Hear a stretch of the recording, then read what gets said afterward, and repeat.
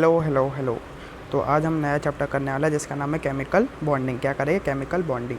तो सबसे पहले समझते हैं कि जो बॉन्डिंग होता है उसका मतलब क्या होता है। ठीक है, तो बॉन्डिंग का मतलब मेरे पास क्या होता है वो अपन देख लेते हैं। मीनिंग समझते हैं बॉन्डिंग का। तो बॉन्डिंग क्या होता है? It is a kind of attractive force between two same और डिफरेंट स्पीसीज। ये एनसीईआरटी का डेफिनेशन है कि बॉन्डिंग क्या होता है कि अट्रैक्टिव फोर्स होता है। हमेशा क्या होगा? अट्रैक्टिव फोर्स ही होगा, रिपल्सिव फोर्स नहीं होगा। ठीक है, तो बॉन्डिंग क्या अट्रैक्टिव फोर्स है। ठीक है, और किस किस के बीच में? या तो दो सेम स्पीसीज या फिर डिफरेंट स्पीसीज। सेम और डिफरेंट स्पीसीज का मतलब ये क्या कहना चाह रहा है कि या तो दोनों सेम एलिमेंट हो गए या फिर दोनों डिफरेंट एलिमेंट रहेंगे, वो बॉन्ड बनाएंगे। फॉर एग्जांपल H2 क्या ना, दोनों सेम एलिमेंट हाइड्रोजन हाइड्रोजन क्या बना रहे हैं? बॉन्ड बना रहे हैं। ठीक है, H सिंगल बॉन्ड H, ये बॉन्ड बना दिया। HCl हो गया, HCl के अंदर दोनों अलग अलग एलिमेंट क्या बना रहे हैं? दोनों अलग अलग स्पीसीज क्या कर रहे हैं? बॉन्ड बना रहे हैं। तो वही बोला कि बॉन्डिंग क्या है मेरे पास? अट्रैक्टिव है, रिपल्सिव फोर्स नहीं है। और कब होगा? या तो सेम स्पीसीज के बीच में होगा यानी दोनों सेम रहेंगे, या फिर दोनों डिफरेंट स्पीसीज के बीच में होगा यानी दोनों क्या रहेंगे? डिफरेंट रहेंगे। तो बॉन्डिंग का डेफिनेशन अपना एनसीईआरटी वाला समझ गया कि बॉन्डिंग क्या होता है? अट्रैक्टिव होता है, रिपल्सिव नहीं होता, और या तो सेम स्पीसीज के बीच में होगा या तो डिफरेंट स्पीसीज के बीच में होगा। अब हमारे पास मन में एक सवाल आता है कि बॉन्डिंग होती ही क्यों है। ठीक है, तो कॉज रीज़न क्या है बॉन्डिंग का, कि कोई भी चीज़ कोई भी लोग बॉन्ड क्यों बनाते हैं। ठीक है, तो हम लोग भी देखो हम लोग भी क्या करते हैं? बॉन्ड बनाते हैं जीवन में, है ना। किसी के साथ में हम आ जाते हैं, किसी रिलेशनशिप में हम आ जाते हैं। ठीक है, तो कोई भी चीज़ हम बॉन्ड क्यों बनाते हैं? ताकि क्या हो जाए? बॉन्डिंग इसलिए बनाते हैं लोग ताकि जीवन में क्या हो जाए? स्टेबल हो जाए। स्टेबल यानी कि सब सेट हो जाए, कोई टेंशन ना रहे आगे का कि हाँ मेरे पीछे कोई अब खड़ा है। ठीक है, और मुझे अब कोई टेंशन लेने की ज़रूरत नहीं है। तो स्टेबिलिटी के लिए क्या करते हैं? बॉन्डिंग बना देते हैं।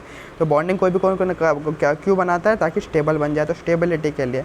और हमें क्या पता है कि stability is inversely proportional to energy. तो इसका मतलब इसका मैं फील दिलाता हूँ कि समझो एनर्जी ज़्यादा है तो कोई भी चीज़ क्या होगा? स्टेबल कम रहेगा, और एनर्जी कम है उसके अंदर तो वो क्या हो जाएगा? स्टेबल ज़्यादा हो जाएगा। इसका मतलब फॉर एग्जांपल मैंने क्या कर लिया? स्टिंग पी लिया। ठीक है, स्टिंग पी लिया तो मेरे में क्या होगा? एकदम एड्रेनलिन रश हो जाएगा और मेरा एनर्जी पूरा क्या हो जाएगा? खतरनाक तरीके से बढ़ जाएगा, है ना। और मैं क्या बन जाऊँगा? एकदम खतरनाक, मेरे में बहुत एनर्जी है तो मैं क्या करूँगा? एनर्जी बहुत है मेरे में तो मैं कुछ ना कुछ करते रहूँ, कुछ ना कुछ मैं अनस्टेबल बन जाऊँगा, है ना। रेडियो एक्टिव टाइप बन जाऊँगा कि मैं बहुत एनर्जी है, मैं कुछ ना कुछ करते रहूँ, कुछ भी तोड़ फोड़ कर दूँगा। मेरे को गुस्सा ही बहुत है, कोई भी छोटी बात बोल देगा, मेरे को गुस्सा आ जाए मैं तोड़ दूँगा, मुँह फोड़ दूँगा। ठीक है, तो एनर्जी अगर किस में ज़्यादा है तो वो क्या हो जाता है? स्टेबल कम होता है। ठीक है, लेकिन समझो एनर्जी किस में है नहीं, मैं पूरा दिन काम किया, ठीक है, थक गया, मेरे में कोई एनर्जी नहीं बची है, तो मैं एनर्जी बची नहीं है तो मैं क्या करूँगा? सो जाऊँगा यानी कि मैं स्टेबल रहूँगा, यानी कि मैं एक जगह मस्त एकदम लेटा रहूँगा, एकदम स्टेबल रहूँगा मस्त सुकून से। तो energy is inversely proportional to stability, ये अपने को समझ आ चुका है। ठीक है, कि बॉन्डिंग कोई क्यों करता है? स्टेबल बनने के लिए। और स्टेबल बनने के बाद वो एनर्जी क्या हो जाता है? उसकी कम हो जाएगी। स्टेबल बनने का एनर्जी कम तो स्टेबिलिटी ज़्यादा। एनर्जी अगर ज़्यादा रहेगी तो तोड़ फोड़ कर लेगा वो आदमी। ठीक है, कुछ ना कुछ कांड करेगा एनर्जी ज़्यादा रहेगी तो ये वाला भी अपने को कंसेप्ट समझ आ चुका है। तो पहले समझ गया बॉन्डिंग क्या होता है। बॉन्डिंग होता है अट्रैक्टिव फोर्स हो जाता है, रिपल्सिव नहीं होता। या तो सेम स्पीसीज के बीच में होगा हाइड्रोजन या फिर डिफरेंट स्पीसीज के बीच में होगा हाइड्रोजन और क्लोरीन के बीच में। फिर समझ गया बॉन्डिंग होता है कि बॉन्डिंग होता है इसलिए ताकि वो स्टेबल बन जाए, और स्टेबल बनने के बाद उसकी एनर्जी क्या हो जाती है? कम हो जाती है, क्योंकि एनर्जी अगर ज़्यादा रहेगी तो क्या रिएक्टिव हो जाएगा, ज़्यादा रिएक्टिव हो जाएगा। ठीक है, तो stability is inversely proportional to energy. तो दो कंसेप्ट अभी अपन ने सीख लिए। फिर जो बॉन्डिंग जो होता है उसका ना कौन कौन से फोर्सेस इन्वॉल्व हो जाते हैं वो अपन देख लेते हैं। ये पूरा का पूरा मैं एनसीईआरटी पढ़ा रहा हूँ। ठीक है, कोई भी चीज़ मैं बाहर का अपने मन से नहीं बता रहा हूँ, सारी एनसीईआरटी के अंदर लाइन्स लिखी है तो मैं वही अच्छे से बता रहा हूँ। ठीक है, जितना भी ये मीनिंग हो गया, कॉज हो गया, सब एनसीईआरटी के अंदर दिया है। ठीक है, तो एनसीईआरटी होता रहेगा, एनसीईआरटी की टेंशन लेनी है ही नहीं। ठीक है, एनसीईआरटी इसके बाद पढ़ने की ज़रूरत ही नहीं है। ठीक है, तो फोर्स कौन कौन से इन्वॉल्व मेरे पास हो जाते हैं केमिकल बॉन्डिंग के अंदर वो अपन देख लेते हैं। तो फोर्स मैंने बोल दिया कि जो बॉन्डिंग कब होता है? जब दो एलिमेंट हमारे दो एटम जब साथ में आते हैं, या तो हाइड्रोजन हाइड्रोजन हो जाए या तो हाइड्रोजन क्या हो जाए? क्लोरीन हो जाए। तो दो एटम के अंदर हमारे पास क्या होता है? हमें क्या पता है कि एटम का स्ट्रक्चर हमने को ऐसा दिखता है जिसके ना बीच में न्यूक्लियस होता है और बाहर मेरे पास क्या रहता है? इलेक्ट्रॉन होगा। बीच में न्यूक्लियस होगा और बाहर मेरे पास क्या रहेगा? इलेक्ट्रॉन होगा। ठीक है, तो दो एटम आएंगे, बॉन्ड बनाएंगे, तो समझ लो न्यूक्लियस ऑफ ए है और उसी के इलेक्ट्रॉन ऑफ ए है, और न्यूक्लियस ऑफ बी है और इलेक्ट्रॉन ऑफ बी है। और हमें क्या पता है कि अपोजिट क्या होते हैं? अट्रैक्ट करते थे ना, लड़का लड़की क्या करते हैं? अट्रैक्ट करते हैं, और जो सेम होता है वो रिपेल करते हैं, यानी लड़का क्या करेगा? रिपेल करेगा, लड़की रिपेल करेगा। दुश्मन होते हैं एक दूसरे के, या लड़की के दुश्मन लड़की होती है, लड़के का दुश्मन लड़का ही होता है। ठीक है, ये लड़का लड़की क्या करते हैं? एक दूसरे को क्या करते हैं? अट्रैक्ट करते हैं। ठीक है, तो ये समझिए अपने को। ठीक है, तो वही है कि जो न्यूक्लियस जो है वो पॉजिटिव है, तो न्यूक्लियस क्या करेगा? अपने ही इलेक्ट्रॉन को अट्रैक्ट करके रखेगा, है ना, ताकि वो इलेक्ट्रॉन कहीं भाग ना जाए। और ये वाला भी न्यूक्लियस, दूसरे एटम को भी न्यूक्लियस क्या करेगा? अपने ही इलेक्ट्रॉन को क्या करेगा? अट्रैक्ट करके रखेगा। ठीक है, ये अपने को समझ आ चुका है। और इसका न्यूक्लियस इसके इलेक्ट्रॉन को भी अट्रैक्ट कर लेगा और इसका न्यूक्लियस इसके इलेक्ट्रॉन को भी अट्रैक्ट कर लेगा। तो अट्रैक्टिव फोर्स किस किस के बीच में, अपन देख ले, फोर्स ऑफ अट्रैक्टिव किस किस के बीच में, न्यूक्लियस और इलेक्ट्रॉन के बीच में। या तो खुद के हो गया, खुद के न्यूक्लियस और खुद का इलेक्ट्रॉन, खुद के न्यूक्लियस खुद का इलेक्ट्रॉन, या फिर एक का न्यूक्लियस दूसरे का इलेक्ट्रॉन, एक का न्यूक्लियस दूसरे का इलेक्ट्रॉन। तो अट्रैक्टिव फोर्स समझ गया किस कौन से टाइप के फोर्स होता है। एक होता है अट्रैक्टिव फोर्स और किस किस के बीच में हो जाता है, न्यूक्लियस और इलेक्ट्रॉन के बीच में, खुद के न्यूक्लियस खुद का इलेक्ट्रॉन और या फिर एक का न्यूक्लियस और दूसरे का इलेक्ट्रॉन। तो अट्रैक्टिव फोर्स समझ गया कौन कौन सा होता है बॉन्डिंग के अंदर। रिपल्सिव फोर्स भी होगा ना, रिपल्सिव फोर्स किसके बीच में होगा, एक का न्यूक्लियस और दूसरे का न्यूक्लियस क्या करे, रिपेल करे, क्योंकि ये भी पॉजिटिव है ये भी पॉजिटिव है। लाइक क्या करते हैं, रिपेल करते हैं, यानी लड़का रिपेल करेगा, लड़के के दुश्मन लड़की हो जाती है तो वो भी क्या करें, रिपेल करेगा। Same to same electron negative है और ये भी, इसका भी इलेक्ट्रॉन नेगेटिव है तो ये क्या करें, रिपेल करेंगे। तो कोई पूछ लेगा तो कौन कौन से फोर्स इन्वॉल्व हो जाते हैं, तो अपने को बताना है कि एक अट्रैक्टिव फोर्स होता है, रिपल्सिव फोर्स होता है। अट्रैक्टिव फोर्स किसके बीच में हो जाता है, अपने ही न्यूक्लियस और अपने इलेक्ट्रॉन के बीच में, और अपना न्यूक्लियस और दूसरे के इलेक्ट्रॉन के बीच में। और रिपल्सिव फोर्स किसके बीच में होता है, अपना न्यूक्लियस और दूसरे के न्यूक्लियस के बीच में, और अपना इलेक्ट्रॉन और दूसरे के इलेक्ट्रॉन के बीच में हो जाता है। और ये भी पूरा एनसीईआरटी के अंदर दिया गया है, एनसीईआरटी के बाहर के मैं एक भी चीज़ नहीं पढ़ाता हूँ, ठीक है। तो ये भी अपने को समझ आ चुका है कि वो पूछ ले कौन कौन से फोर्सेस हो जाते हैं बॉन्डिंग के अंदर। फिर आ जाता है हमारे पास स्टेप्स ऑफ बॉन्ड फॉर्मेशन। तो जब बॉन्ड बनता है वो कैसे बनता है, ठीक है। फॉर एग्जांपल एक हाइड्रोजन आया तो इन दोनों के बीच में बॉन्ड बना कैसे, आखिर बना ही कैसे, तो वो अपन देख लेते हैं। तो वो स्टेप समझने का सबसे अच्छा तरीका है हमारे पास कि हम थ्योरी भी देखते जाएंगे और उसके रिलेटेड ग्राफ भी देखते जाएंगे कैसे मेरे पास बना है। तो मैंने बोल दिया ए वाले, मतलब ये वाले रीजन में क्या हो जाता है मेरे पास। फॉर एग्जांपल मेरे पास दो एटम है, एक हाइड्रोजन है और मेरे पास हाइड्रोजन है, दोनों क्या है मेरे पास दूर दूर है। तो स्टार्टिंग में क्या होगा, ये दोनों पास आना चाहिए, पास आएगी, यानी कि फोर्स ऑफ अट्रैक्शन इनके बीच में ज़्यादा रहेगा। क्या रहेगा, फोर्स ऑफ अट्रैक्शन इनके बीच में ज़्यादा रहेगा। क्या रहेगा, फोर्स ऑफ अट्रैक्शन इनके बीच में क्या रहेगा, ज़्यादा रहेगा। तो स्टार्टिंग में ए पॉइंट पे क्या हो जाता है मेरे पास, एटम्स क्या हो जाएंगे, अप्रोच एक, तो मैंने लिख दिया स्टार्टिंग में क्या होता है, फोर्स ऑफ अट्रैक्शन ज़्यादा रहेगा तो एटम्स अप्रोच ईच अदर, यानी कि अपने पास आएंगे, अट्रैक्ट करेंगे, फोर्स बॉन्ड बनाना चाहिए, बॉन्ड बनाएंगे तो उनका क्या हो जाएगा, एनर्जी क्या होगा, घटेगा। ये stability is inversely proportional to energy. तो पोटेंशियल एनर्जी क्या हो जाएगा, घटते जाएगा। क्या हो जाएगा, पोटेंशियल एनर्जी इनका घटते जाएगा, क्योंकि ये ग्राफ किसके बीच में, ग्राफ ही बीच में किसके, पोटेंशियल एनर्जी और एटम्स के डिस्टेंस के बीच में। तो पहले एटम्स दूर दूर थे, डिस्टेंस ज़्यादा था, जैसे डिस्टेंस इन लोगों का कम होता जाएगा, ठीक है। जैसे डिस्टेंस लोग कम आ रहा है, लेफ्ट में जाऊँगा तो वाई एक्स एक्सिस के लेफ्ट में जाऊँगा तो डिस्टेंस कम हो रहा है, जैसे डिस्टेंस कम हो रहा है तो वाई एक्सिस का क्या हो जाएगा, पोटेंशियल एनर्जी का ग्राफ जो है घट रहा है, यानी कि नेगेटिव में जा रहा है, क्योंकि ऊपर पॉजिटिव होता है नीचे नेगेटिव होता है, तो ये घटते जा रहा है। और घटते घटते ऐसा मिनिमम स्टेट आ जाएगा जहाँ पर पोटेंशियल एनर्जी हमेशा क्या रहेगा, मिनिमम रहेगा।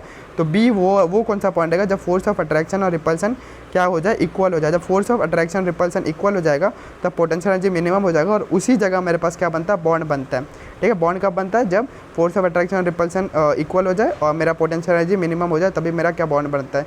फिर एक ऐसा टाइम आएगा जब फोर्स ऑफ रिपल्सन क्या हो जाएगा, ज़्यादा हो जाएगा अट्रैक्शन के। तो सी वाले पॉइंट पे ऐसा आएगा कि रिपल्सन ज़्यादा हो जाएगा तो अनस्टेबल हो जाएगा, स्टेबिलिटी क्या घट जाएगी तो एनर्जी बढ़ जाएगी, तो एनर्जी अचानक से ऐसे ऊपर चल जाएगी और बढ़ जाएगी, तो पोटेंशियल एनर्जी मेरे पास घट जाती है। इसको मैं एक और बार समझा देता हूँ कि मेरे पास ग्राफ है, ग्राफ किस किस के बीच में, ये पोटेंशियल एनर्जी है और मेरे पास जो एटम के बीच का जो डिस्टेंस होता है ना उसके बीच में मेरे पास ग्राफ है।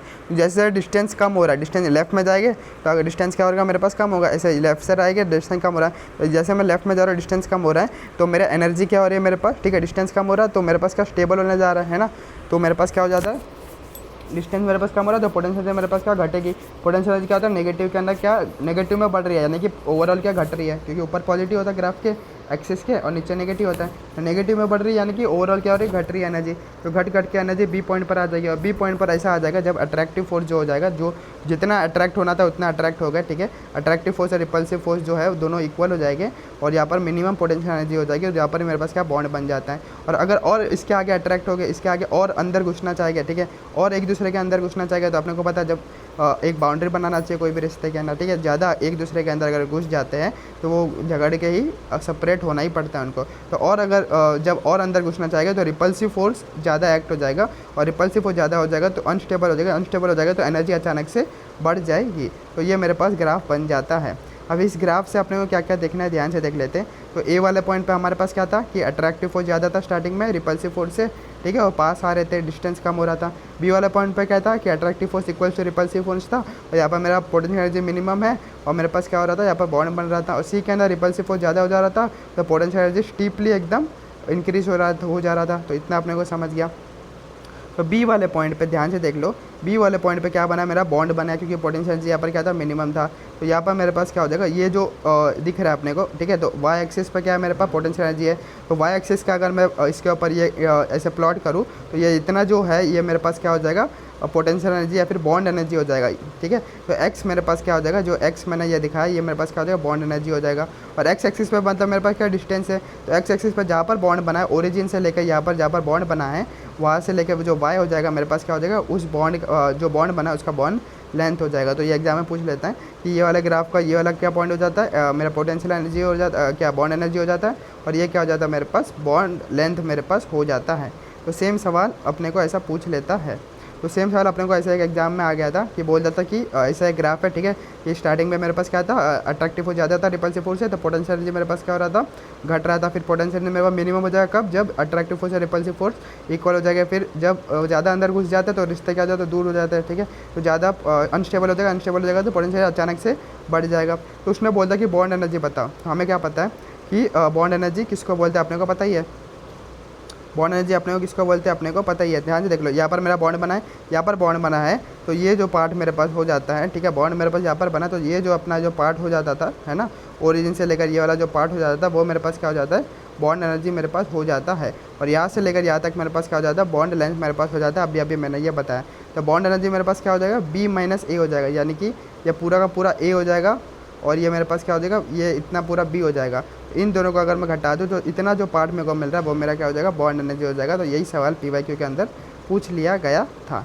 तो ये वाला कंसेप्ट भी अपने को अच्छे से समझ लेना था। तो कुछ नहीं था। तो अभी तक अपने क्या देख लिया, केमिकल बॉन्डिंग का ना, अभी तक क्या क्या देख लिया कि बॉन्डिंग क्या होता है, ठीक है, यानी कि ये बॉन्डिंग क्या होता है, अट्रैक्टिव फोर्स होता है ना। तो और किस किस के बीच में हो जाए, या तो सेम हो जाए या तो डिफरेंट के बीच में हो जाए, ठीक है, या तो हाइड्रोजन या फिर हाइड्रोजन क्लोरीन के बीच में हो जाए। फिर कॉस बनाते क्यों बॉन्ड, ताकि स्टेबिलिटी के लिए कोई भी जन क्या जाता है कि स्टेबल हो जाए, ठीक है, स्टेबल हो जाए, उसका एनर्जी क्या रहे, कम रह जाए। अगर एनर्जी ज़्यादा रहेगा तो वो क्या हो जाएगा, उत्सुक ज़्यादा हो जाएगा और तोड़ फोड़ करने लग जाएगा। इसलिए stability inverse proportional to energy कम तो ज़्यादा स्टेबल हो जाएगा। फिर फोर्स कौन से इन्वॉल्व हो जाते हैं, अट्रैक्टिव और रिपल्सिव फोर्स हो जाते हैं। अपोजिट क्या करते हैं, अट्रैक्ट करते हैं, अपने ही खुद में अट्रैक्ट कर लेगा या फिर दूसरे से अट्रैक्ट कर लेगा। रिपल्सन दूसरे में ही क्या करेगा, रिपल करते हैं। तो दो टाइप के फोर्स मेरे पास हो जाते हैं। तो मैंने देखते हैं बॉन्ड कैसे बनता है। तो स्टार्टिंग में मेरे पास क्या होता है, थोड़े से दूर रहते हैं एटम दोनों। तो पहले अट्रैक्टिव फोर्स ज़्यादा रहता है रिपल्सिव फोर्स से, तो स्टेबल बनना चाह रहे रहेगा तो एनर्जी मेरा पोटेंशियल एनर्जी मेरे पास क्या घटेगा, ठीक है, घटेगा, ठीक है। फिर उसके बाद में मेरे पास एक ऐसा जाएगा जब अट्रैक्टिव फोर्स रिपल्सिव फोर्स के इक्वल हो जाएगा तो वहाँ पर मेरा बॉन्ड बन जाएगा। और उसी जो ओरिजिन से लेकर वहाँ पर जो एनर्जी जो बनती है उसको अपन बॉन्ड एनर्जी बोल देते हैं। और जो एक्स एक्सिस के अंदर जो बनता है ओरिजिन से लेकर उस पॉइंट तक उसको अपन बॉन्ड लेंथ बोल देते हैं। फिर उसके बाद में इसके बाद में क्या हो जाता है, जब ज़्यादा एकदम क्लोज आ जाते हैं तो रिश्ते टूट जाते हैं, एकदम अंदर घुस जाते हैं तो रिश्ते क्या होता है, टूट जाते हैं। तो जब रिपल्सिव फोर्स हो जाए, जब अंदर ही घुस जाओगे तो न्यूक्लियस बहुत पास आ जाएगा। न्यूक्लियस पास बहुत रिपल करेगा तो रिपल्सिव फोर्स बहुत ज़्यादा हो जाएगा।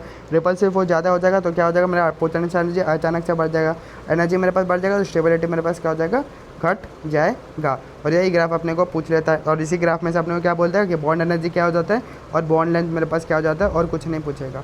तो ये अपने को समझ गया। फिर एक और सवाल आ जाता है किसके अंदर, थियरी वाला सवाल आता है कि बॉन्ड फॉर्मेशन के लिए कौन कौन से कंडीशन है। तो बॉन्ड फॉर्मेशन के कौन कौन से कंडीशन है कि मिनिमम पोटेंशियल एनर्जी होना चाहिए और मैक्सिमम अट्रैक्शन फोर्स होना चाहिए। कैसे, तो पहले अट्रैक्शन फोर्स ज़्यादा था रिपल्सन फोर्स से, फिर अट्रैक्शन फोर्स और रिपल्सन फोर्स क्या हो गया, एक दूसरे को इक्वल कर दिया। तो जब अट्रैक्शन फोर्स और रिपल्सन फोर्स एक दूसरे को इक्वल कर दिया, यानी कि अट्रैक्शन फोर्स ज़्यादा था, है ना, अट्रैक्शन फोर्स यही ज़्यादा है ना। तो attraction force maximum attraction force होना चाहिए किसके लिए, बॉन्ड फॉर्मेशन के लिए। और पोटेंशियल एनर्जी यहाँ पर क्या है, जब बॉन्ड बन रहा है मेरे पास मिनिमम है और मिनिमम पोटेंशियल एनर्जी मेरे पास होना चाहिए। तो कोई पूछेगा दो कंडीशन कौन कौन से है मेरे पास बॉन्ड बनने के लिए, एक तो अट्रैक्शन फोर्स ज़्यादा होना चाहिए, तभी तो दो लोग अट्रैक्शन जब स्पार्क रहेगा दो जन के बीच में तभी तो वो लोग अच्छे से बॉन्ड बना पाएंगे, है ना। और पोटेंशियल एनर्जी क्या होना चाहिए, मिनिमम होना चाहिए, तभी तो वो लोग क्या रहेंगे, स्टेबल रहेंगे। तो दो कंडीशन मेरे को थ्योरी वाले क्वेश्चन का ना पूछ लेता है। ये एलन के मॉड्यूल के अंदर भी दिया जाता है क्वेश्चन के फॉर्म में, ठीक है, मॉड्यूल का क्वेश्चन भी हो जाता है। और हमारा जेई मेन के अंदर भी आया कि which of the following are the conditions for bond formation. तो बहुत सारा था कि minimum attraction maximum potential energy, है ना, maximum attraction minimum potential energy, फिर कुछ और ऑप्शन था, फिर था none of the above.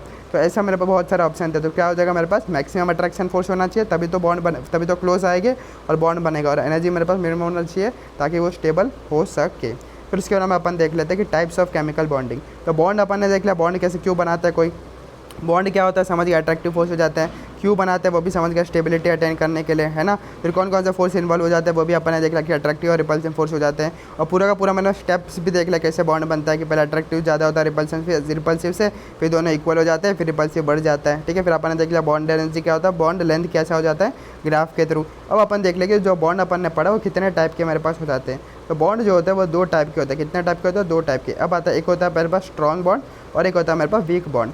Strong bond यानी ऐसा बॉन्ड जिसको तोड़ने के लिए मुझे ज़्यादा एनर्जी देनी पड़ेगी, ठीक है।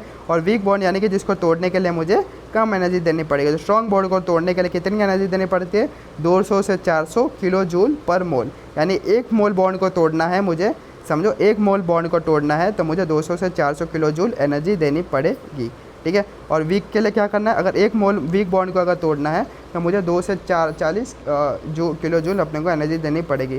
तो स्ट्रॉन्ग बॉन्ड के अंदर मेरे पास कौन कौन से बॉन्ड हो जाता है वो अपन देख लेते हैं। एक होता है आयनिक बॉन्ड, एक होता है कोवलेंट बॉन्ड और एक होता है कोऑर्डिनेट बॉन्ड। ये तीनों मेरे पास क्या हो जाता है, स्ट्रॉन्ग बॉन्ड के कैटेगरी के अंदर आ जाते हैं। और वीक बॉन्ड के कैटेगरी में कौन कौन से हो जाता है, 2 ही हो जाता है। एक होता है हाइड्रोजन और एक होता है मेरे पास वंडरवाल। एक होता है हाइड्रोजन और मेरे पास एक हो जाता है वंडरवाल, ठीक है। तो अगर स्ट्रेंथ भी देख लिया जाए इनके अंदर तो सबसे पहले स्ट्रेंथ का ऑर्डर भी मेरे पास ऐसे ही हो जाता है कि सबसे पहले 1 नंबर आयनिक बॉन्ड सबसे स्ट्रॉन्ग हो जाता है, फिर कोवलेंट बॉन्ड हो जाता है, फिर कोऑर्डिनेट बॉन्ड हो जाता है, फिर हाइड्रोजन बॉन्ड मेरे पास स्ट्रॉन्ग हो जाता है, फिर मेरे पास वंडरवाल सबसे वीक हो जाता है। तो ओवरऑल स्ट्रेंथ का ऑर्डर भी अपने को याद होना चाहिए। और ये भी क्वेश्चन में पूछ लेगा कि right the order of the, ठीक है, bond, strength of the bond. तो सबसे ज़्यादा स्ट्रॉन्ग बॉन्ड कौन सा होता है, आयनिक बॉन्ड हो जाता है, ठीक है। फिर उसके बाद में कोवलेंट, फिर कोऑर्डिनेट, फिर हाइड्रोजन, फिर वंडरवाल सबसे क्या हो जाता है, वीक बॉन्ड हो जाता है, ठीक है। वंडरवाल फोर्स ऑफ अट्रैक्शन सबसे वीक बॉन्ड हो जाता है। तो मैंने इनके अंदर बोला 200 से 400 किलो जूल हो जाता है और ये 2 से 40 किलो जूल पर मोल हो जाता है। तो हाइड्रोजन बॉन्ड का अगर पर्टिकुलर अगर देख लिया जाए और वंडरवाल का देख लिया जाए तो हाइड्रोजन की ज़्यादा स्ट्रॉन्ग होता है, मैंने अभी बताया। तो इसका 8 से 40 किलो जूल हो जाता है और 2 से 8 किलो जूल पर मोल हो जाता है। तो इसका रेंज मैंने लिख दिया ना 2 से 40, इसलिए मैंने यहाँ पर रेंज लिख दिया था। तो हमने को डेटा से भी पता चल गया कि कौन स्ट्रॉन्ग होता है, हाइड्रोजन स्ट्रॉन्ग होता है वंडरवाल से। और क्यों होता है वो अपन आगे आगे पढ़ते जाएंगे क्योंकि सारे बॉन्ड्स को अपने को डिटेल में पढ़ना ही है एक साथ में, ठीक है। फिर पहला बॉन्ड अपन देख लेते हैं जिसका नाम है मेरे पास आयनिक बॉन्ड या फिर इलेक्ट्रोवैलेंट बॉन्ड, ठीक है। तो आयनिक बॉन्ड कैसे बनता है, मेरे पास लेन देन से बनता है, ठीक है। तो ionic bond is form due to the complete transfer of electron from electropositive metal cation to the electronegative non metal anion, ठीक है। तो आयनिक बॉन्ड क्या होता है, कंप्लीट ट्रांसफर ऑफ इलेक्ट्रॉन होता है। कोई भी लेन देन मेरे पास हो जाता है, शेयरिंग नहीं करता, ये खाली लेन देन करता है, ठीक है। तो कंप्लीट ट्रांसफर ऑफ इलेक्ट्रॉन होता है मेरे पास। और यहाँ पर मेरे पास NaCl है जाएगा, ठीक है। तो NaCl है तो Na के पास मेरे पास क्या हो जाएगा Na+, ठीक है। तो ये क्या Na के पास मेरे पास कितना है, कितना इलेक्ट्रॉन है, 11 इलेक्ट्रॉन और इसके पास 17 इलेक्ट्रॉन है। तो ये 1 इलेक्ट्रॉन इसको दे देगा, इसको दे देगा, जिससे इसका भी 10 इलेक्ट्रॉन हो जाएगा मेरे पास। इनर्ट गैस का कॉन्फ़िगरेशन हो जाएगा और इसके पास भी 18 इलेक्ट्रॉन बन जाएगा और ये भी इनर्ट गैस का कॉन्फ़िगरेशन हो जाएगा, ठीक है। तो इसका नियॉन का कॉन्फ़िगरेशन हो जाएगा मेरे पास और इसका आर्गन का कॉन्फ़िगरेशन बन जाएगा, ठीक है। तो आयनिक बॉन्ड का कैसे बनते हैं, जब क्या कंप्लीट ट्रांसफ़र ऑफ इलेक्ट्रॉन मेरे पास हो जाता है, किसके बीच में, मेटल के बीच में है। सोडियम मेरे पास क्या मेटल है और मेटल हमेशा क्या होता है, इलेक्ट्रोपॉजिटिव होता है। इलेक्ट्रोपॉजिटिव यानी कि इलेक्ट्रॉन देकर क्या होता है, खुद पॉजिटिव बन जाते हैं। कोई भी अपन दान देते हैं तो हमको क्या पॉजिटिव महसूस होता है कि नहीं, इसलिए ये भी एक इलेक्ट्रॉन का दान दे रहा है तो खुद क्या बन जाएगा, पॉजिटिव बन जाएगा। और अगर हम किसी से कुछ पैसा उधार लेते हैं तो हमारे पास कर्जा रहता है, कर्जा किस में रहता है, नेगेटिव में, तो ये इलेक्ट्रोनेगेटिव हो जाता है to the electronegative non metal anion, ठीक है। तो ये नॉन मेटल है और ये मेरे पास क्या मेटल है। तो आयनिक बॉन्ड का अपने को या फिर इलेक्ट्रोवैलेंट बॉन्ड का अपने को समझ के डेफिनेशन क्या होता है कि कौन देता है, जो मेरे पास मेटल हो जाता है, ठीक है। इलेक्ट्रोपॉजिटिव जो मेटल हो जाता है वो एक इलेक्ट्रॉन अपना दे देता है ताकि वो इनर्ट गैस बन जाए। और जो इलेक्ट्रोनेगेटिव मेरे पास नॉन मेटल हो जाता है वो भी एक इलेक्ट्रॉन ले लेता है ताकि वो भी क्या कर जाए, इनर्ट गैस का कॉन्फ़िगरेशन अटेन कर ले और दोनों स्टेबल बन जाए और दोनों एक दूसरे के साथ में क्या बना लेते हैं, बॉन्ड बना लेते हैं। और यहाँ पर क्या होता है, कंप्लीट ट्रांसफर ऑफ इलेक्ट्रॉन हो जाता है, यानी कि एक इलेक्ट्रॉन देगा और दूसरा इलेक्ट्रॉन लेगा, शेयरिंग नहीं होता है, ठीक है, शेयरिंग नहीं होता है। तो अपन देख लेते हैं कि आयनिक बॉन्ड, अच्छा आयनिक बॉन्ड बनने के लिए कंडीशन क्या क्या होना चाहिए। तो हम क्या देख रहे थे, हम देख रहे थे कि कौन कौन सी कंडीशन हो जाते हैं जिससे हमारा ionic bond best ionic bond बनता है। तो मैंने बोल दिया था आयनिक बॉन्ड कब बनेगा, जब एक एलिमेंट क्या करेगा, एक जो एलिमेंट है वो अपना इलेक्ट्रॉन देगा और दूसरा एलिमेंट क्या करेगा, उस इलेक्ट्रॉन को लेगा, तब मेरे पास क्या बनेगा, अच्छा आयनिक बॉन्ड बनेगा। यानी जो एलिमेंट जो इलेक्ट्रॉन दे रहा है वो आसानी से अपना इलेक्ट्रॉन देना चाहिए और जो एलिमेंट जो इलेक्ट्रॉन ले रहा है यानी वो आसानी से इलेक्ट्रॉन ले लेना चाहिए। तो आसानी से इलेक्ट्रॉन कब कौन देगा, जिसकी आयोनाइजेशन एनर्जी कम होगी। आयोनाइज एनर्जी क्या होता है बता दिया था मैंने, ठीक है, पीरियोडिक टेबल के अंदर। आयोनाइज एनर्जी होता है कि energy required to remove an electron from an isolated gases atom. तो कम एनर्जी चाहिए रहेगी निकालने के लिए इलेक्ट्रॉन इसको, तो उतना अच्छा रहेगा कि कम एनर्जी में काम हो जाएगा। और इलेक्ट्रॉन एफिनिटी क्या होती थी कि जितना जल्दी वो इलेक्ट्रॉन के लिए प्यार करता है, ठीक है।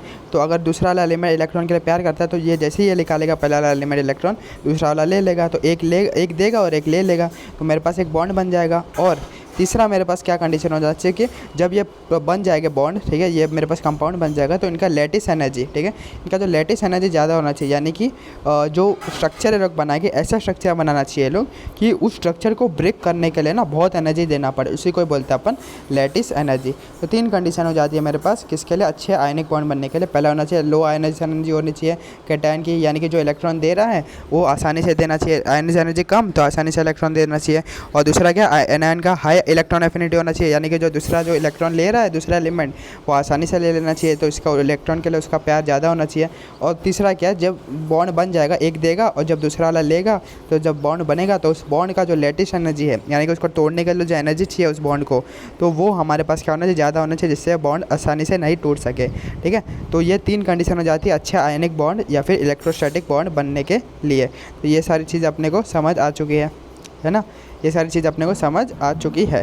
तो लो आयनाइजेशन एनर्जी होनी चाहिए, लो आयनाइजेशन एनर्जी होनी चाहिए, यानी कि लो आयनाइजेशन एनर्जी लेफ्ट साइड क्या होता है मेरे पास बढ़ती है। तो आयनाइजेशन कम कब रहेगी मेरे पास, जब कोई लेफ्ट में रहेगा, यहाँ पर लेफ्ट यानी कि उसका साइज़ क्या रहेगा मेरे पास बड़ा रहेगा, तो लार्ज कैटायन होगा, क्योंकि लेफ्ट साइड मेरे पास साइज़ घटता है और लेफ्ट साइड आयनाइजेशन एनर्जी बढ़ता है, तो आयनाइजेशन लेफ्ट में लो होगी और साइज़ उस कैटायन का क्या रहेगा बड़ा रहेगा, तो लार्ज कैटायन होना चाहिए मेरे पास। और हाई इलेक्ट्रॉन एफिनिटी कब होती है, लेफ्ट साइड इलेक्ट्रॉन एफिनिटी बढ़ती है, तो एनायन का साइज़ में, और लेफ्ट साइड मेरे पास साइज़ क्या होता है घटता है, तो एनायन का साइज़ मेरे पास छोटा होना चाहिए, ठीक है। तो ये अपने को समझ गया कि कैटायन का साइज़ बड़ा होना चाहिए और एनायन का साइज़ मेरे पास छोटा होना चाहिए आयनिक बॉन्ड बनने के लिए। और फिर मेरे पास आता है लैटिस एनर्जी फैक्टर। फिर लैटिस एनर्जी को कौन कौन डिटरमाइन करता है वो देख लेते हैं। तो पहले एक इंपॉर्टेंट पॉइंट देखते हैं कि जो लैटिस एनर्जी होता है वो क्वालिटेटिव मेजर होता है ना कि क्वांटिटेटिव मेजर।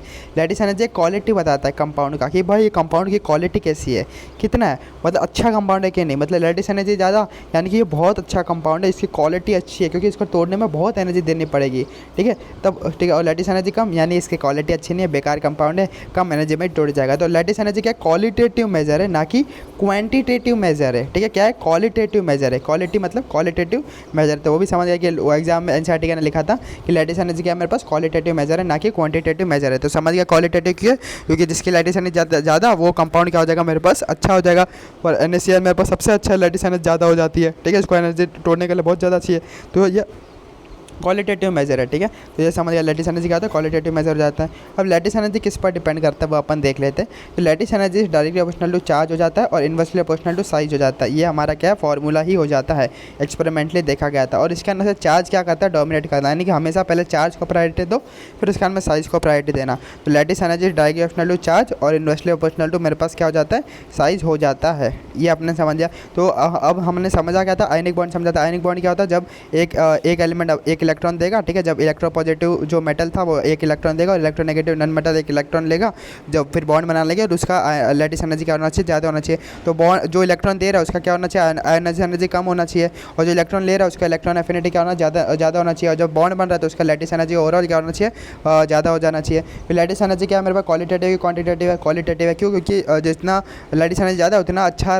क्वालिटी का वो क्या रहेगा, कंपाउंड रहेगा। तो क्वालिटेटिव मेजर लैटिस एनर्जी ना कि क्वांटिटेटिव मेजर है। फिर लैटिस एनर्जी को ठीक है क्या मेरे पास कंपेयर कैसे करते हैं, डायरेक्टली प्रोपोर्शनल टू चार्ज हो जाता है, इन्वर्सली प्रोपोर्शनल टू साइज हो जाता है, और चार्ज को ज़्यादा अपन प्रायोरिटी दे देते हैं। तो क्वेश्चन कैसे क्या पूछ लेगा अपने को, सवाल का एग्जाम का ना क्वेश्चन मेरे पास ऐसा आएगा, ठीक है, कि कंपेयर द लैटिस एनर्जी, ठीक है, क्या बोलते हैं कंपेयर द लैटिस एनर्जी। तो अभी मैंने बोला lattice energy directly proportional to charge और इन्वर्सली प्रोपोर्शनल टू साइज यानी कि रेडियस, ठीक है, रेडियस ऑफ द एटम या उसको ही साइज बोलते हैं। तो चार्ज पहले देखने का फिर साइज देखने का। तो पहला क्वेश्चन क्या बोलते हैं, NaF NaCl NaBr और Na।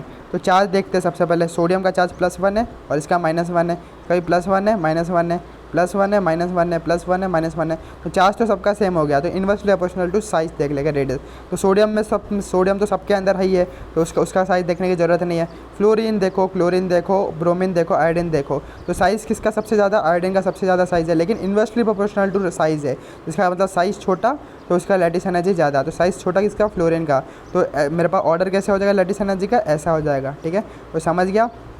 पहला क्वेश्चन समझ गया लैटिस एनर्जी का, तो उसका पहला क्वेश्चन का आंसर मेरे पास ऐसा आ जाएगा। पहले देखा तो चार्ज सबका सेम है, हाँ देख लिया। फिर बाद में देखना है साइज़, तो साइज़ तो सोडियम तो सबका सेम ही है साइज़, तो एनायन का साइज़ जितना कम, फिर अपन ने फ्लोरीन क्लोरीन इनका साइज़ देख लिया, उसका साइज़ कम, उसका लैटिस एनर्जी ज़्यादा। फिर दूसरा क्वेश्चन देख लो, दूसरे क्वेश्चन करना फिर देख लेंगे अपन चार्ज देख लेंगे, ठीक है। तो फ्लोरीन तो सबके ना सेम है, तो इसका फ्लोरीन का चार्ज कितना हो जाएगा -1, यहाँ पर भी -1, यहाँ पर भी -1। लेकिन सोडियम का चार्ज कितना हो जाएगा +1 हो जाएगा, मैग्नीशियम का +2 हो जाएगा, ग्रुप 2 का हो जाता है, और ग्रुप 13 का हो जाता है, जहाँ पर मेरे पास +3 इसका चार्ज हो जाएगा। तो पहले किसको प्रायोरिटी देता है अपन, चार्ज को। तो चार्ज किसका ज़्यादा है, एल्यूमिनियम का सबसे ज़्यादा है, सबसे ज़्यादा लैटिस एनर्जी इसका, फिर उसके बाद में मैग्नीशियम का, फिर इसका, क्योंकि charge directly proportional to charge हो जाता है मेरे पास लैटिस एनर्जी। तो चार्ज से अपना ये आंसर आ गया कि ऐसे मेरे पास लेफ्ट से राइट क्या हो रहा है, इंक्रीज हो रहा है लैटिस एनर्जी। थर्ड क्वेश्चन देख लो, थर्ड क्वेश्चन में क्या है, ऑक्सीजन तो सबके अंदर है, ऑक्सीजन का चार्ज सबके अंदर -2 ही होता है, ये अपने को पता है, रेडॉक्स के अंदर भी अपन पढ़ते ही है। फिर सोडियम का चार्ज मेरे पास +1 होता है, मैग्नीशियम का +2 होता है, और एल्यूमिनियम का +3। तो वही पहले चार्ज प्रायोरिटी देगा, तो चार्ज लेफ्ट से राइट बढ़ रहा है, तो लैटिस एनर्जी भी लेफ्ट से राइट मेरे पास क्या होगा, बढ़ेगा। सेम क्वेश्चन था, है ना। फिर देख लो सोडियम तो उसके अंदर सेम ही है, अगले क्वेश्चन का अंदर +1 सोडियम का होता है, अपने को पता है, क्योंकि अल्कली मेटल का +1 ही हो जाता है। ऑक्सीजन कितना हो जाएगा, -2 हो जाएगा, नाइट्रोजन 15 ग्रुप का तो -3 मेरे पास हो जाएगा। तो पहले चार्ज देखते हैं, सोडियम का चार्ज तो सेम है, फिर देखते हैं ऑक्सीजन नाइट्रोजन में से किसका चार्ज ज़्यादा है, नाइट्रोजन का ज़्यादा है, तो चार्ज के डायरेक्ट प्रोपोर्शनल होता है, तो मेरे पास लैटिस एनर्जी ऐसा हो जाएगा मेरे पास, है ना।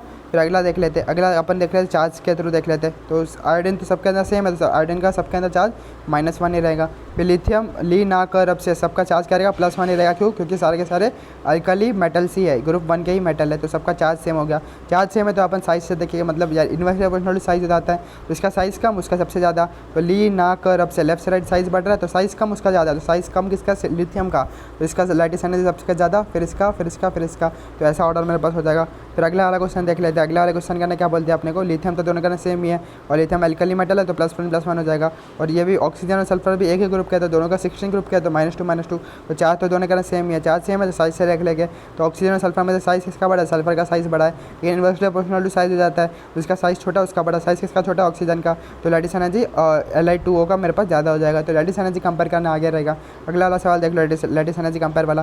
पहले देख लेते हैं अपन चार्ज से देख लेते हैं। ऑक्सीजन सबके अंदर है, ऑक्सीजन का मेरे पास कितना -2 सबके अंदर हो जाएगा। और बेटा मांगे कार स्कूटर बाप राजी सेकंड ग्रुप का ही है, तो सबका चार्ज मेरे पास +2 हो जाएगा। तो चार्ज का तो सबके अंदर सेम ही है, तो अपने को क्या देखना है, साइज देखना है। इन्वर्सली प्रोपोर्शनल साइज हो जाता है, तो साइज यहाँ से यहाँ जा रहे, लेफ्ट से राइट जा रहे, तो क्या साइज मेरे पास बढ़ रहा है, क्योंकि सेकंड ग्रुप के अंदर टॉप से बॉटम क्या होता है, साइज बढ़ता है। साइज बढ़ रहा है तो लैटिस एनर्जी घटेगा, तो मेरे पास क्या हो जाएगा, ऑर्डर मेरे पास ऐसा हो जाएगा। तो ये अपन ने समझ लिया है, और सबका आंसर मैंने यहाँ पर मुँह से भी बता दिया, तो यहाँ पर भी मैंने लिखा हुआ है।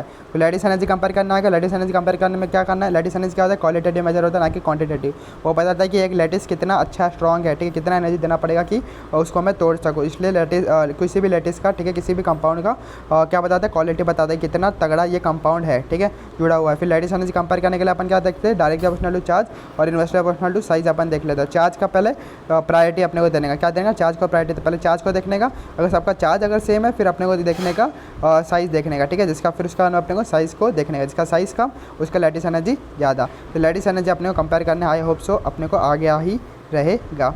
फिर उसके बाद में देख लेते हैं अपन प्रॉपर्टीज ऑफ, क्या देख लेते हैं, आयनिक कंपाउंड। कि जो आयनिक कंपाउंड अपन पढ़ के आते हैं कि एक एलिमेंट अपना एक इलेक्ट्रॉन देता है, दूसरा एलिमेंट एक इलेक्ट्रॉन लेता है, और उनका बीच में क्या लैटिस एनर्जी अच्छी हो जाती है, तो आयनिक कंपाउंड बन जाता है। तो आयनिक कंपाउंड का क्या क्या प्रॉपर्टीज हो जाता है, तो सारे के सारे जो भी आयनिक कंपाउंड होता है वो सॉलिड हो जाते हैं। सॉलिड क्यों हो जाता है, क्योंकि उनका एक फिक्स स्ट्रक्चर रहता है, एक फिक्स लैटिस रहता है, इसलिए फिक्स स्ट्रक्चर रहता है कि लैटिस रहता है, इसलिए वो सारे के सारे क्या होता है मेरे पास सॉलिड हो जाते हैं। तो पहला पॉइंट भी समझ गया कि आयनिक कंपाउंड जितने भी है सारे के सारे सॉलिड, जैसे नमक ही हो गया, NaCl क्या आयनिक कंपाउंड है, और आयनिक कंपाउंड मेरे पास क्या सॉलिड होता है, लिक्विड होता है क्या, नमक नहीं, खाली क्या होता है, सॉलिड ही रहता है नमक, ठीक है। फिर आयनिक कंपाउंड जो है उसका अंदर high melting and boiling point हो जाता है। High melting and boiling point क्यों होता है, due to strong electrostatic force, ठीक है। इसके अंदर आयनिक कंपाउंड के अंदर इलेक्ट्रोस्टैटिक फोर्स ऑफ अट्रैक्शन हो जाता है, ठीक है, और इलेक्ट्रोस्टैटिक फोर्स ऑफ अट्रैक्शन थोड़ा सा स्ट्रॉन्ग हो जाता है, ठीक है।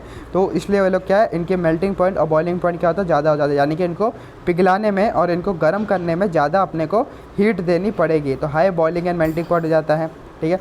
फिर आ जाता है ये कंडक्ट करते हैं, क्या कंडक्ट करते हैं इलेक्ट्रिसिटी को अपने थ्रू कौन से स्टेट में, या तो एक्वा स्टेट में या फिर अपने मोल्टन स्टेट के अंदर क्या कर लेते हैं, ये कंडक्ट कर लेते हैं due to the movement of ion, aqua state, aqua यानी कि पानी मिला दो तो ये क्या कर लेगा, इलेक्ट्रिसिटी को कंडक्ट कर लेगा। और मोल्टन स्टेट, मोल्टन स्टेट यानी कि अगर पिघला दो तो इलेक्ट्रिसिटी को क्या कर लेगा, ये थोड़ा सा कंडक्ट कर लेगा। तो अपने को पता ही है कैसे। फॉर एग्जाम्पल मैं NaCl ले लेता हूँ, तो NaCl नमक है, नमक को अगर मैं पानी के अंदर डाल दूँ तो नमक का मेरे पास सोल्यूशन बन जाएगा। और नमक के सोल्यूशन के अंदर अगर मैं एक अक्खा वायर डालूँ और एक और मैं अक्खा वायर डालूँ और ये वायर जुट रहे नहीं है समझो, तब भी मेरा क्या होता है, बल्ब जल जाता है। क्यों? क्योंकि ये आयंस जो हो जाते हैं यहाँ पर, आयंस क्या होता है, कंडक्ट करते हैं। ठीक है, आयंस क्या करते हैं, आयंस मूव कर लेते हैं। जो NaCl के ना प्लस Na+ और Cl- जो आयंस है वो इसके ना क्या कर ले, मूव कर लेते हैं और वायर के बिना जुड़े भी क्या कर लेते हैं, कंडक्ट कर लेते हैं। क्योंकि ये वायर अंदर डूबा हुआ था और NaCl का ना क्या था, आयंस था, तो Na+ Cl-। तो Na+ और Cl- क्या कर रहे थे, इधर से इलेक्ट्रॉन लेके जब मूव करके सोल्यूशन के अंदर इस वायर के पास लेके जा रहे थे, जिससे मेरे पास क्या, बल्ब जल रहा था। तो ये क्या कर लेते हैं, एक्वा स्टेट और मोल्टन स्टेट के अंदर भी क्या कर लेते हैं, कंडक्ट कर लेते हैं। तो प्रॉपर्टीज समझ लिया अपन आयनिक कंपाउंड की। ये सॉलिड हो जाता है, सॉलिड क्यों हो जाता है, क्योंकि एक अच्छा सा स्ट्रक्चर हो जाता है ना, फिक्स लैटिस हो जाता है। फिर हाई मॉलिक्यूलर बॉइलिंग पॉइंट क्यों होता है, क्योंकि फिक्स लैटिस हो जाता है और अच्छा सा एक फोर्स भी हो जाता है, इलेक्ट्रोस्टैटिक फोर्स ऑफ अट्रैक्शन हो जाता है। फिर कंडक्ट कौन सा स्टेट में होता है, या तो पानी वाला स्टेट में, ठीक है, कि नमक का सोल्यूशन बना दो तब कर लेगा। फिर मोल्टन या फिर पिघला के, कि नमक का भी रॉक सॉल्ट जो होता है काला नमक, ठीक है, काला नमक कभी भी पत्थर के फॉर्म में आता है, तो पत्थर को मैं क्या कर दूँगा, पिघला लूँगा मोल्टन जैसे लावा जैसे फॉर्म में कर लूँगा, तब भी वो क्या कर लेगा, अगर मैं वायर डालूंगा तो क्या करे, बल्ब जल जाएगा। तो एक्वस या फिर मोल्टन स्टेट का ना क्या करता है, ये कंडक्ट कर लेते हैं। तो ये अपने को समझ आ चुका है ना। फिर उसके बाद देखते हैं अपन परसेंटेज आयनिक कैरेक्टर क्या होता है मेरे पास। ये अपन पीरियोडिक टेबल के अंदर भी पढ़ के आते हैं, ठीक है, कि परसेंटेज आयनिक कैरेक्टर क्या होता है। कि अगर कोई भी बॉन्ड हमारे पास बनता है ना, कोई भी बॉन्ड या तो आयनिक होगा या तो कोवेलेंट होगा, लेकिन कोई भी बॉन्ड NCERT लिखते हैं कि neither a bond is 100% ionic nor it is 100% covalent. यानी कि एक बॉन्ड कभी भी 100% आयनिक नहीं हो सकता और 100% कोवेलेंट हो ही नहीं सकता है। ठीक है, अगर समझो तो हम कैसे बोल देते हैं कि आयनिक बॉन्ड है और ये कोवेलेंट बॉन्ड है। अगर 50% से ज़्यादा आयनिक हो गया तो उसको अपन बोल देते, 50% से ज़्यादा आयनिक हो गया तो उसको अपन बोल देते हैं आयनिक बॉन्ड। और 50% से ज़्यादा अगर वो कोवेलेंट हो गया तो वो हो जाए कोवेलेंट बॉन्ड। लेकिन कोई भी बॉन्ड हमेशा 100% आयनिक और 100% कोवेलेंट नहीं हो जाता है। तो कोई भी बॉन्ड कितना आयनिक है और कितना आयनिक नहीं है वो कैलकुलेट करने के लिए एक हमारे पास क्या हो जाता है, फॉर्मूला हो जाता है। ये परसेंटेज आयनिक कैरेक्टर का फॉर्मूला होता है 16 × change in electronegativity difference plus 3.5 × change in electronegative difference. और इलेक्ट्रोनेगेटिविटी अपन जो है सारी की सारी वैल्यूज अपन पॉलिंग स्केल के अंदर पीरियोडिक टेबल के अंदर पूरी की पूरी पढ़ के आते, एक पूरा पूरा ट्रिक बताया था मैंने। ठीक है, तो इस फॉर्मूले के अंदर क्या था, इलेक्ट्रोनेगेटिविटी आ रहा है, यानी कि हम ऐसे नहीं कह सकते हैं, ठीक है, ट्रिक के फॉर्म में नहीं कह सकते कि जो परसेंटेज आयनिक कर हमें तो क्या कैलकुलेट थोड़ी ना करना है, हमें तो खाली कंपेयर करना है। कंपेयर करने के लिए क्या कर लेंगे, percentage ionic character directly proportional to change in electronegativity. क्योंकि कैलकुलेट तो हमें करना नहीं है, परसेंटेज निकालना नहीं है, खाली हमें कंपेयर करना है। 2-3 दिए रहेगा उनमें से कंपेयर करना है, तो खाली इलेक्ट्रोनेगेटिविटी डिफरेंस निकाल लेंगे अपन और अपन क्या कर लेंगे, आयनिक कैरेक्टर को अपन ऐसे बता देंगे। ठीक है, तो वही पहला क्वेश्चन अपने क्या बोल देगा कि परसेंटेज आयनिक कैरेक्टर किसके अंदर ज़्यादा है। तो कुछ नहीं करना है, जो भी एलिमेंट्स दे उनके बीच का इलेक्ट्रोनेगेटिव डिफरेंस निकालो और जिसका ना इलेक्ट्रोनेगेटिव डिफरेंस सबसे ज़्यादा आ रहा है वो मेरे पास क्या हो जाएगा, अच्छा आयनिक कैरेक्टर उसका ना ज़्यादा रहेगा। ठीक है, तो इलेक्ट्रोनेगेटिव डिफरेंस निकालने के लिए सबका इलेक्ट्रोनेगेटिव वैल्यूज़ अपने को पता हो जाना चाहिए।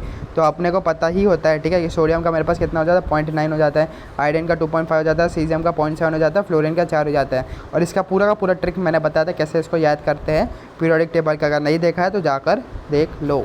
ठीक है, तो मैंने बता दिया था कि कैसे अपन ट्रिक देख लेते हैं। मैंने बताया था 4 नकल बियर पी के इसक पहलवान। ठीक है, तो इसका पूरा का पूरा मैंने बता दिया कि फिर 3 का टेबल लिख लो। ठीक है, ऐसा मैंने करके पूरा बताया था। तो अपने को खाली डिफरेंस निकालना है। तो NaI और आयोडीन, तो NaI मेरे पास कितना है, 0.9 है और आयोडीन मेरे पास 2.5 है, तो इसका मैं डिफरेंस निकाल लूँगा। फिर इन दोनों का डिफरेंस निकालूंगा, इन दोनों का डिफरेंस निकालूंगा, इन दोनों का मैं डिफरेंस निकाल लूँगा।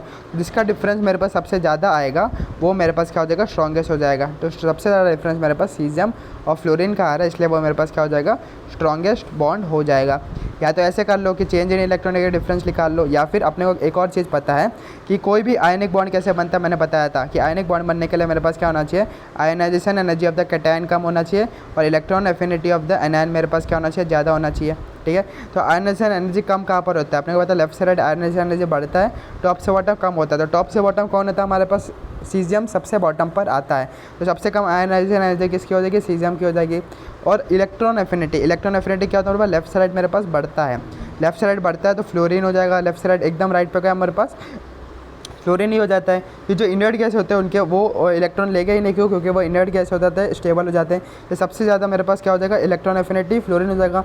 और क्लोरीन होता तो क्लोरीन का ज़्यादा हो जाएगा फ्लोरीन से, क्यों? क्योंकि थर्ड पीरियड का ज़्यादा होता है सेकंड पीरियड से। ये थर्ड पीरियड वाला क्या होता है, एसी वाला डब्बा रहता है, तो वहाँ पर अपने को बैठने की जगह अच्छी रहती है, तो इलेक्ट्रॉन वापस जाएगा, ना कि सेकंड पीरियड में वो जनरल वाले डब्बे में नहीं जाएगा। तो यहाँ पर क्लोरीन दिख रहा है क्या क्वेश्चन का? नहीं। तो क्लोरीन होता तो सबसे बेस्ट आयनिक बॉन्ड किस में बनता है, CH Cl के अंदर बनता है, लेकिन क्लोरीन है ही नहीं यहाँ पर, इसलिए सबसे बेस्ट मेरे पास क्या हो जाएगा, CSF बन जाएगा। तो दो तरीके से इस क्वेश्चन को मैंने करके बताया, या तो इलेक्ट्रोनेगेटिव डिफरेंस देख लो, या फिर जो कॉन्सेप्ट था कि लो आयन होना चाहिए और हाई इलेक्ट्रॉन एफिनिटी मेरे पास हो जाना चाहिए एनायन का, तब मेरे पास अच्छा आयनिक बॉन्ड मेरे पास बन जाता है।